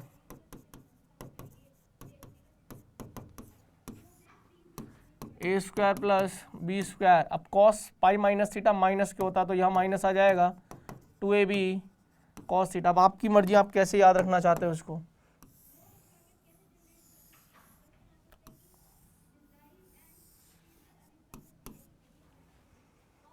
क्लियर है? दिस इज व्यवकलन, और यही tan अल्फा आ जाएगा उसी तरीके से बी साइन थीटा, बट यहाँ पर a प्लस की जगह माइनस आ जाएगा बस, है ना? क्लियर? चलिए, ये गोल्डन की पॉइंट्स हैं, इनको पढ़ लेना खुद से, समझ में आ जाएगा। अब सदिशों को लंबवत घटकों में तोड़ रहा हूँ बेटा जी। सदिशों को लंबवत घटकों में तोड़ना हमें आता है, नहीं आता तो मैं बता देता हूँ, सुनो। ये एक्स अक्ष है, सॉरी ये एक्स अक्ष है, ये वाई अक्ष है, ठीक है। मेरे पास एक सदिश है आर सदिश, इसका परिमाण हम आर सदिश ले लेंगे। ये एंगल है थीटा, इसके निर्देशांक थे एक्स, तो ये हो जाएगा इसका एक्स घटक। इसको तोड़ोगे ना तो इसको एक्स घटक बोलते हैं। और ये कितना आ जाएगा एक्स घटक, ये आ जाएगा आर कॉस थीटा, और ये वाई घटक आ जाएगा आर साइन थीटा। हमेशा ये मत सोचना कि वाई वाला दिशा में हमेशा साइन आता है, कॉस भी आ सकता है। ये याद रखिए, जिस अक्ष के साथ तोड़ा जाता है ना उधर कॉस आता है। ये हमेशा याद रखिएगा, जिस अक्ष के साथ तोड़ा जाता है ना उधर हमेशा कॉस आता है। इसको ऐसे कर सकते हैं कि मान लीजिए ये विस्थापन सदिश होता तो इस बिंदु के निर्देशांक x, y होते, x, y होते तो दिस इज कॉल्ड y हो जाता है and this is called x हो जाता। अब मुझे अगर cos थीटा चाहिए होता तो cos थीटा थीटा के सामने वाला लंब है, पर मुझे तो आधार चाहिए, तो this is called x but एक कर्ण, दिस इज कॉल्ड कर्ण। तो x बराबर यहाँ से आ जाता r cos थीटा। अगर मुझे साइन थीटा निकालना होता तो ये आता y बटे r, ये आ जाता r साइन थीटा। समीकरण नंबर 2, समीकरण नंबर 1, समीकरण 2 में समीकरण 1 का भाग दे दीजिए, तो y बटे x बराबर r sine theta r cos theta tan theta tan inverse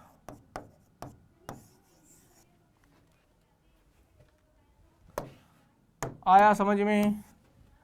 मैं तो कह रहा हूँ समीकरण 1 का स्क्वायर करो, समीकरण 2 का स्क्वायर करो और जोड़ दो, तो एक्स स्क्वायर बराबर r square cos square theta, y square बराबर r square sine square theta, x square plus y square बराबर आर स्क्वायर ब्रैकेट के अंदर sine square theta plus cos square theta. तो आर स्क्वायर बराबर x square plus y square, r बराबर under root x square plus y square. हाँ या ना, clear है। तो सदिश को अगर लंबवत घटकों में तोड़ना है तो हम इस तरीके से दो लंबवत घटकों में या समकोणीय घटकों में इसको तोड़ सकते हैं। वही एक कॉस अल्फा, वही सब है। तो ये सारा मैंने निकाल दिया, tan alpha Y by X, या उन्होंने ए वाई बटे ए एक्स लिख रखा है, सब कुछ सेम है। तुम ये थ्योरी पढ़ो या मेरी थ्योरी पढ़ो, एक ही चीज़ है। अब हम त्रिविम घटकों में तोड़ेंगे। अभी तक हमने तल में तोड़ा था, दो लंबवत घटकों में ही तोड़े थे 2D में। अब हम 3D में तोड़ेंगे। तो कुछ नहीं है बेटा जी, वही अल्फा बीटा गामा आ जाएंगे। यहाँ से हम दिक् कोज्जाओं के बारे में बात करेंगे। पहले बताओ तुम्हें समझ आ रहा है क्या? चलिए, 1 घंटे 10 मिनट के आसपास ये लेक्चर आ चुका है। मैं चाहता हूँ इसको थोड़ा सा और जल्दी रैप अप कर लेते हैं हम। ये हो जाएगा दिक् कोज्जाएं। फिर तो अदिश और सदिश में तो कुछ ज़्यादा खास है नहीं, है ना, तुरंत आ जाएगा ये तो। फिर तो सीधे सवालों पर है, एक आध सवाल आप भी कर लेना। बेटा मैंने थ्योरी बहुत अच्छे से पढ़ाई है। आप अगर क्वेश्चंस करो ना बैठ के, नहीं लेक्चर के बाद, तो आप क्वेश्चंस करना, आपको मज़ा नहीं आ जाए तो मेरा नाम बदल देना। क्लियर है? अब देखो, एक सदिश है, आपको मैं ऐसे दिखा देता हूँ। ये 3D में बॉक्स दिख रहा होगा, ये पूरी थ्योरी है। आप PDF अगर आपको चाहिए, नोट्स अगर आपको चाहिए, मैं बार बार रिपीट करता हूँ, हमारी ऐप पर आ जाओ, यहाँ से चले जाओ, यूट्यूब से अभी चले जाओ, और ऐप पर भी ये क्लास चल रही है, जाकर ऐप पर देखना। कसम खा लो कि सर अगली बार से जब भी हम आएंगे आपकी क्लास देखने, यूट्यूब पर नहीं आएंगे, ऐप पर आएंगे, ठीक है। पर इसका मतलब ये नहीं है कि चैनल को अनसब्सक्राइब कर दोगे, क्योंकि बहुत सारे नई नोटिफिकेशन, बहुत सारी नई बातें तो मैं यूट्यूब पर ही बताऊँगा ना। क्लियर है? क्लियर है? तो ये एक बॉक्स है बेटा जी, घन बोल दीजिए। यहाँ पर एक सदिश है मेरे पास त्रिविम में, इसको थोड़ा सा 3D में फील करना पड़ेगा। तो ये एक्स अक्ष की तरफ AX हो जाएगा, ये AY हो जाएगा, ये AZ हो जाएगा। अरे यार कैसे बताऊँ यार, तो मेरे पास समय कम है इसलिए, नहीं तो मैं बना के दिखा देता।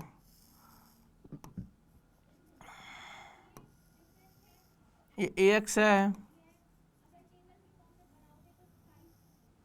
ये AY है, और ये AZ है। ये AX है, ये AY है, ये AZ है। तो ए सदिश को कैसे लिख सकते हैं, ए एक्स आई कप्पा प्लस ए वाई जे कप्पा प्लस ए जेड के कप्पा। परिमाण निकालना होगा अगर मुझे तो अंडर रूट एक ए एक्स का स्क्वायर प्लस ए वाई का स्क्वायर प्लस ए जेड का स्क्वायर। अब इसमें दिक् कोज्याएं होती हैं बेटा जी, जिनको कोसाइंस बोलते हैं, डायरेक्शनल कोसाइंस। इस पे सवाल आ जाता है जेई मेन के अंदर, कभी कभी पूछ लेते हैं कि बताओ दिक् कोज्याएं। कुछ भी नहीं है, बहुत सिंपल सा फॉर्मूला है, कॉस अल्फा कभी निकालना, कॉस बीटा कॉस गामा, यही इसकी दिक् कोज्याएं हैं। Cos alpha cos beta, alpha beta gamma नहीं, कॉस अल्फा के साथ, कॉस बीटा के साथ और कॉस गामा के साथ ही हम उसको दिक् कोज्याएं बोलते हैं। तो कॉस अल्फा निकालना है तो cos alpha a x by a से निकलेगा, कॉस बीटा ए वाई बटे ए वाई बटे ए। तो यहाँ से अच्छा जो एंगल्स बना रहे होंगे ना, जैसे ये वाला एंगल अल्फा बना रहा होगा, ये बीटा बना रहा होगा, और ये इस सदिश के साथ ये गामा बना रहा होगा, इस तरीके से एंगल बनते हैं। क्लियर है? अब होप आपको समझ में आ रहा होगा। तो ये हो जाएगी cos alpha cos beta cos gamma सदिश की दिक् कोज्याएं कहलाती हैं। मान रखोगे, प्रूफ कर देना। एक रिलेशन तो ये आएगा कॉस स्क्वायर अल्फा, ये रिलेशन याद रखना, दिक् कोज्याओं का वर्ग करो, कॉस स्क्वायर अल्फा करो, कॉस स्क्वायर बीटा करो, कॉस स्क्वायर गामा करो, और तीनों को जोड़ दो, 1 आएगा। इसी को मैं साइन के पदों में लिखूं तो कॉस थीटा को क्या लिख सकता हूँ, कॉस स्क्वायर थीटा को 1 माइनस साइन स्क्वायर थीटा। अबे यार, sign square theta plus cos square theta 1 होता है, तो कॉस स्क्वायर थीटा क्या हो जाएगा, 1 माइनस साइन स्क्वायर थीटा। तो इसको 1 minus sine square alpha, 1 minus sine square beta, 1 minus sine square gamma, और उसको सॉल्व किया सिंपली। तो अगर साइन के पदों में लिखना पड़ जाए तो sine square alpha plus sine square beta plus sine square gamma बराबर 2 होता है। कॉस के साथ लिखोगे तो 1 लिखोगे, साइन के साथ लिखोगे तो 2 लिखोगे।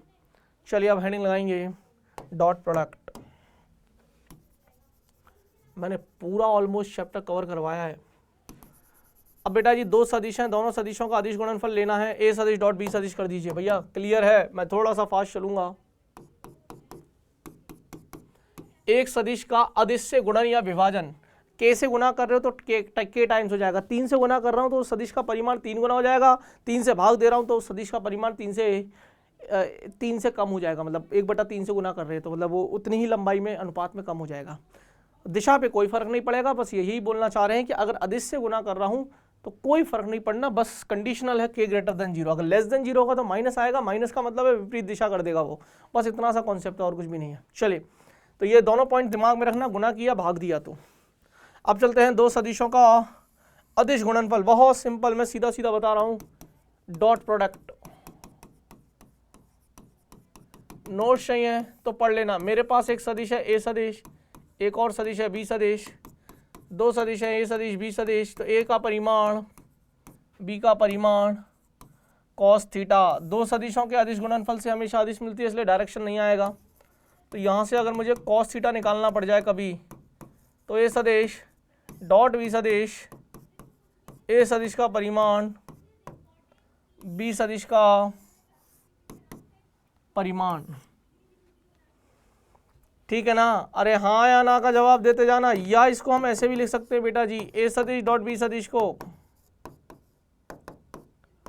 ए बी कॉस थीटा, क्योंकि परिमाण को मैं इसकी जगह ऐसे भी लिख सकता हूँ। क्लियर है? अगर मुझे आई कप्पा डॉट आई कप्पा लिखना होगा तो बेटा जी मैं 1 लिखूंगा, क्योंकि एक सदिश है ए सदिश आई कप्पा, बी सदिश है आई कप्पा, तो परिमाण तो एक आई है दोनों के, तो 1 1, और दोनों आई कप्पा है तो थीटा 0 है, तो 1 इंटू कॉस 0 भी 1, 1 इंटू 1 1, तो आई कप्पा 1 होता है। जे कप्पा डॉट जे कप्पा भी 1 होता है, के कप्पा डॉट के कप्पा भी 1 होता है। लेकिन अगर आई कप्पा डॉट जे कप्पा कर दूंगा तो 0, क्योंकि थीटा का वैल्यू 90 और थीटा का वैल्यू 90, तो कॉस 90 0, थीटा का वैल्यू 90 कॉस 90 0, पूरे को 0 कर देगा। तो 2 लंबवत सदिश, अगर कोई 2 सदिश लंबवत होते हैं तो उनका अदिश गुणनफल 0 होता है।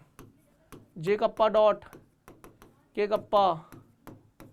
Kappa dot I kappa 0। हाँ या ना का जवाब दे दीजिए।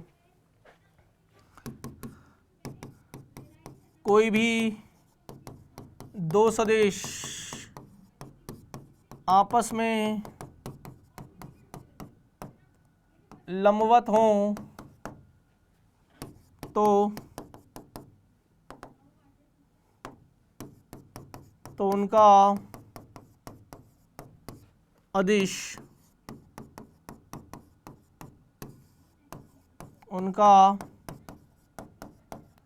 गुणनफल शून्य होता है।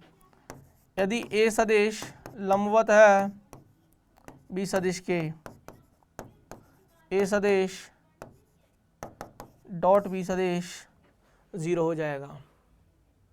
सवाल मैंने बोल दिया कि मेरे पास एक सदिश है ए सदिश, i kappa plus 2j kappa minus के 3k कप्पा, एक और सदिश है alpha i kappa plus j kappa plus 2k kappa. A सदिश लंबवत है बी सदिश के, तब अल्फा का मान चुटकी बजाते ही हल हो जाना चाहिए। मेरे को दो सदिश दे रखे हैं, ए सदिश और बी सदिश, और बोला है कि ए और बी जो हैं वो दोनों आपस में एक दूसरे के लंबवत हैं। ए सदिश और बी सदिश दोनों आपस में एक दूसरे के लंबवत हैं।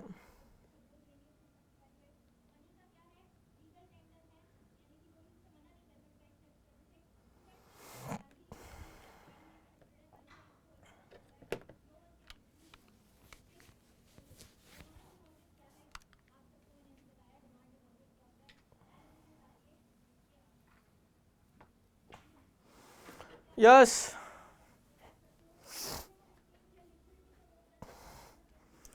ए सदिश, अरे बोलो ना भाई, लंबवत है ना। ए सदिश डॉट बी सदिश 0 के बराबर कर डालो ना मेरे भाई।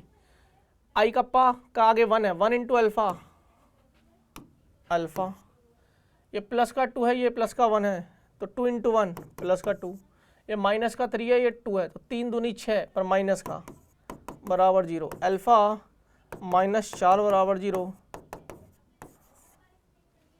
डॉट प्रोडक्ट आना चाहिए, हल लगाओ यार। ये थोड़ा इंपॉर्टेंट है, कभी कभी इस पे सवाल आ जाते हैं, या आप खुद से कर लेना, इसमें ज़्यादा कुछ है नहीं, आसान है। इसकी लैंग्वेज पे ध्यान देना कि किस सदिश का किस पर प्रक्षेप है। अगर ए का बी पर है, ए का बी पर है, ये याद रखना, तो अदिश रूप में ए का बी पर अदिश रूप में ऐसे लिखेंगे, दोनों का डॉट प्रोडक्ट बटे बी के परिमाण से भाग, जिस पर है उसके परिमाण से भाग। सदिश रूप में बस वही आएगा, बस डायरेक्शन बी कप्पा की दे देना, जिस पर होता है उसी के परिमाण से भाग दीजिए और उसी की दिशा लगाइए सदिश रूप में। अगर ए पर होता तो ए के परिमाण से भाग देते और ए के ही इकाई सदिश आता। क्लियर है?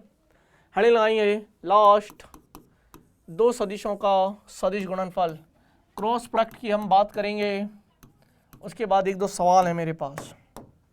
क्या कहते हो यार, कैसा लगा पहले तो ये बताओ यार। इसकी ज़रूरत ही नहीं है।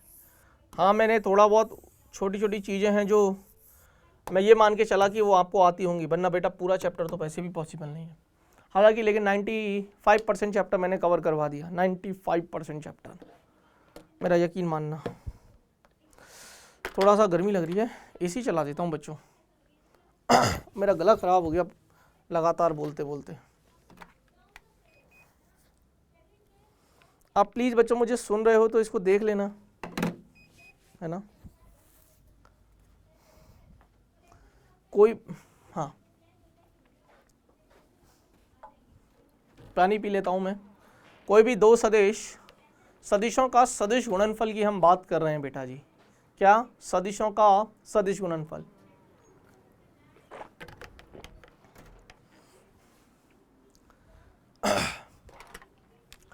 कोई भी दो सदिश अगर एक दूसरे, ऐसे समझिए, है ना, अगर मुझे एक सदिश है ए सदिश और मुझे एक और सदिश है बी सदिश, तो इसका ए सदिश का परिमाण बी सदिश का परिमाण साइन थीटा, और यहाँ एन कप्पा आएगा। एन कप्पा इसलिए आएगा क्योंकि दो सदिशों का सदिश गुणनफल लेने से हमेशा एक सदिश राशि ही मिलती है, इसलिए वो n कप्पा जो है वो उस सदिश की दिशा में एकांक सदिश को निरूपित करता है। अगर मुझे कभी साइन थीटा निकालना होगा तो a सदिश क्रॉस b सदिश बटे सदिश का परिमाण बटे b सदिश का परिमाण।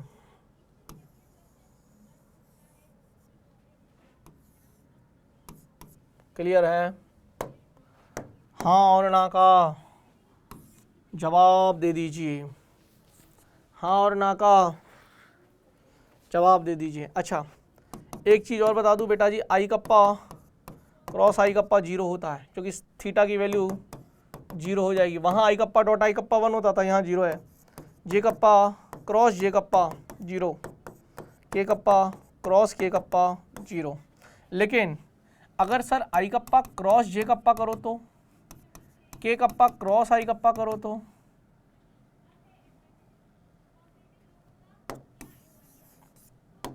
जे कप्पा क्रॉस के कप्पा करो तो, और के कप्पा क्रॉस आई कप्पा करो तो आई कप्पा जे कप्पा के कप्पा।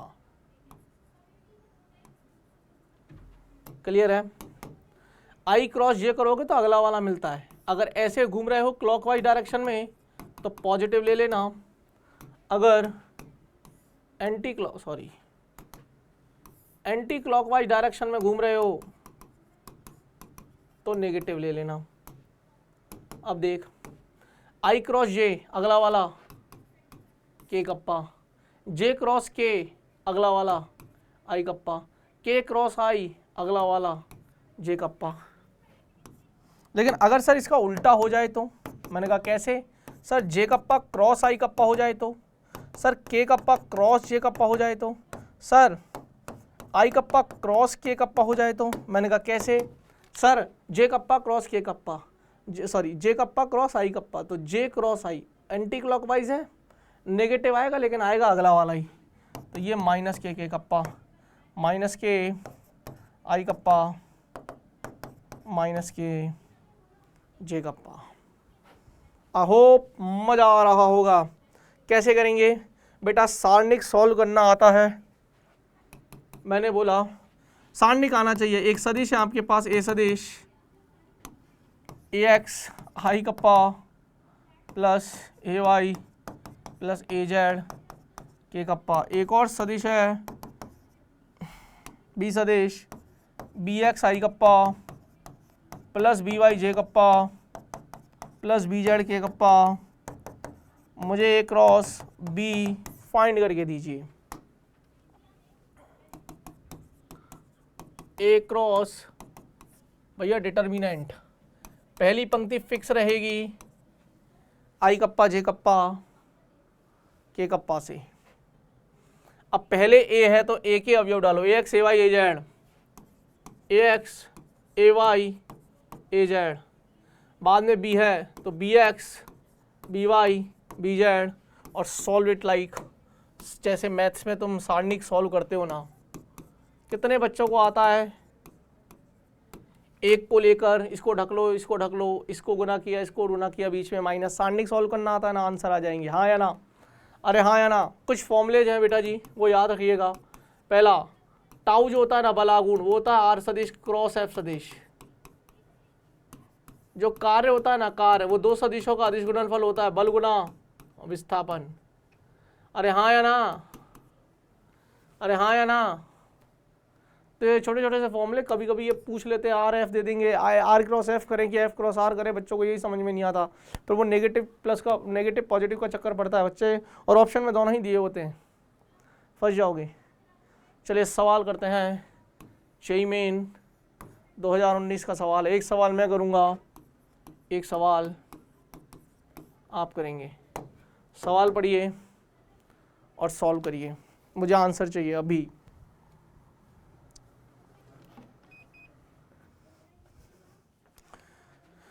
बोला है कि दो सदिश हैं ए तथा बी के परिमाण आपस में बराबर हैं। ए सदिश प्लस बी सदिश का परिमाण ए सदिश के माइनस बी सदिश के परिमाण का। देखिए ध्यान से सुनिएगा, मुझे लगता है सिर्फ कैलकुलेशन है इसमें। ए सदिश का परिमाण बी सदिश के परिमाण के बराबर है, तो x मान लेते हैं। क्या मान लेते हैं? x। और उन्होंने बोला है कि a सदिश प्लस b सदिश का परिमाण और a सदिश माइनस b सदिश का जो परिमाण है, इनमें कुछ ऐसा रिलेशन है, परिमाण इसके परिमाण का n गुना है। बस अब यहीं से कहानी की शुरुआत होती है। a square plus b square plus 2ab cos theta n गुना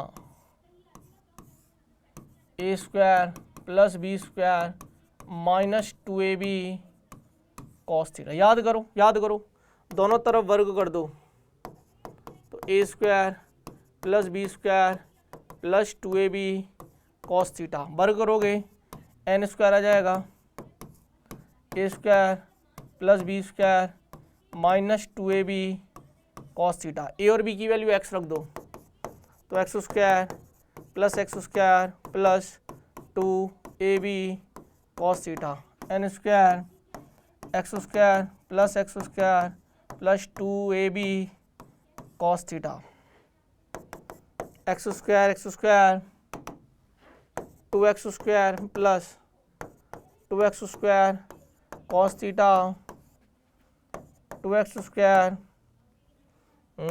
बीच में माइनस है, चक्कर पड़ जाता है ना फिर, minus 2x square cos theta. 2x square common ले लीजिए, 1 plus cos theta n square into 2x square, यहाँ से भी कॉमन ले लीजिए, 1 minus cos theta. 2x square से 2x स्क्वायर कट जाएगा, 1 प्लस कॉस थीटा बराबर n square 1 minus cos theta, अंदर गुना करिए, 1 प्लस कॉस थीटा बराबर n square minus n square cos theta. इसको इधर लाइए, उसको इधर भेजिए, तो cos theta plus n square cos theta बराबर n square minus 1। Cos theta common ले लीजिए, n square minus 1, cos theta बराबर n स्क्वायर प्लस 1। तुझे क्या चाहिए? थीटा चाहिए ना, कॉस इनवर्स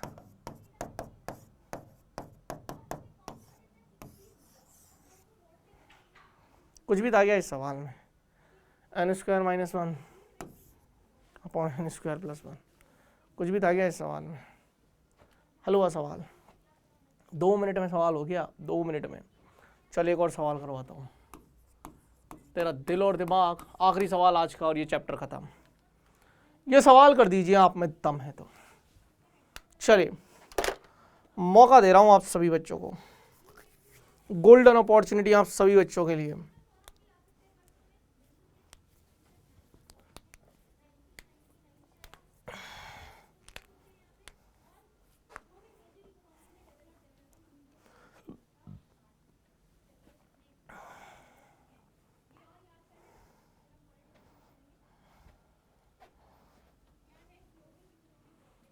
कैसा लगा लेक्चर?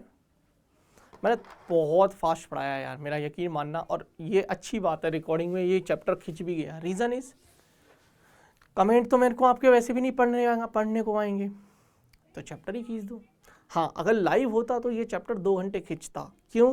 क्योंकि मैं थोड़ा बातें भी करता, आपके कमेंट भी पढ़ता, थोड़ी स्पीड स्लो रखते हैं, आप बोल देते सर स्लो कर दो, तो समय बच गया है ना, आपका और मेरा भी। चलिए, हमको बोला है कि एक सदिश है, ये सदिश और एक और सदिश है, तो बोला है कि समय t का वह मान क्या होगा, परस्पर लंबकोणिक होंगे।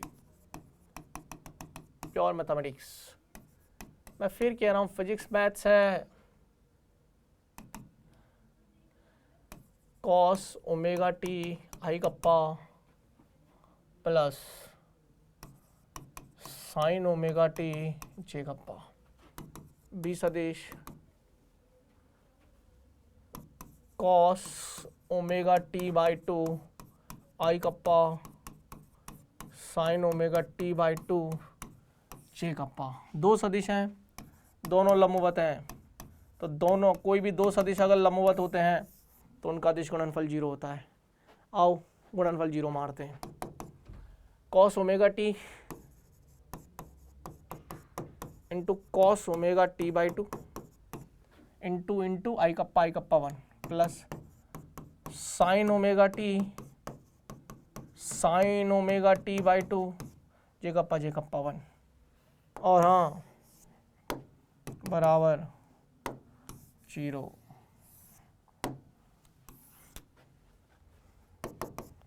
सर ये मुझे थोड़ी थोड़ी cos B plus sine B वाली फीलिंग दे रहा है, और जो कि होता है कॉस ए माइनस बी। तो कॉस ए कितना omega T minus omega T by 2 बराबर 0। तो यार ये आया फाइनली कॉस ओमेगा टी में से ओमेगा टी बाई 2 जाएगा तो ओमेगा टी बाई 2 बराबर 0। कॉस थीटा 0 है तो थीटा की वैल्यू 90, 2 से 2 कट जाएगा, ओमेगा टी बराबर पाई, टी बराबर पाई बाई ओमेगा।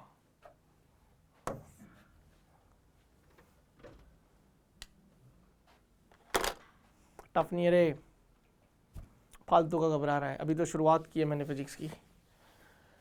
अभी से डर जाएगा क्या? क्या लाड़े ले, अभी से डर जाएगा क्या?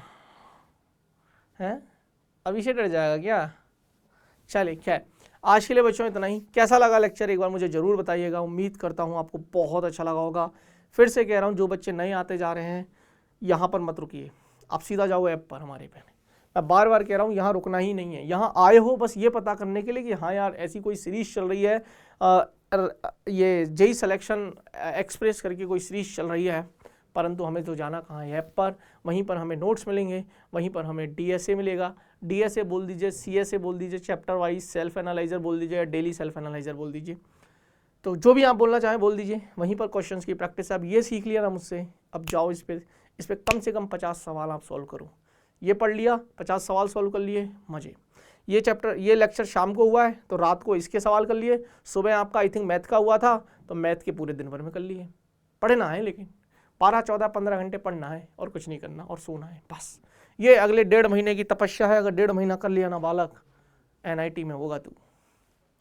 अब फिर ज़िंदगी के सुनहरे पल जी रहा होगा अगस्त के बाद, क्योंकि एनआईटी में जब जाओगे ना या आईआईटीज़ में जाओगे, बहुत सारे बच्चे आईआईटी को भी एम कर रहे होंगे, अच्छी बात है आईआईटीज़ तक जाओ, वो फिर लाइफ चेंजिंग गेम है तुम्हारा, तुम्हारी लाइफ पूरी तरह बदल जाएगी। पैकेज भी होंगे, पैसा भी होगा और लाइफ भी होगी। Choice is yours. खैर आवाज़ के लिए इतना ही, मिलते हैं नेक्स्ट क्लास में, तब तक के लिए बाय बाय, धन्यवाद।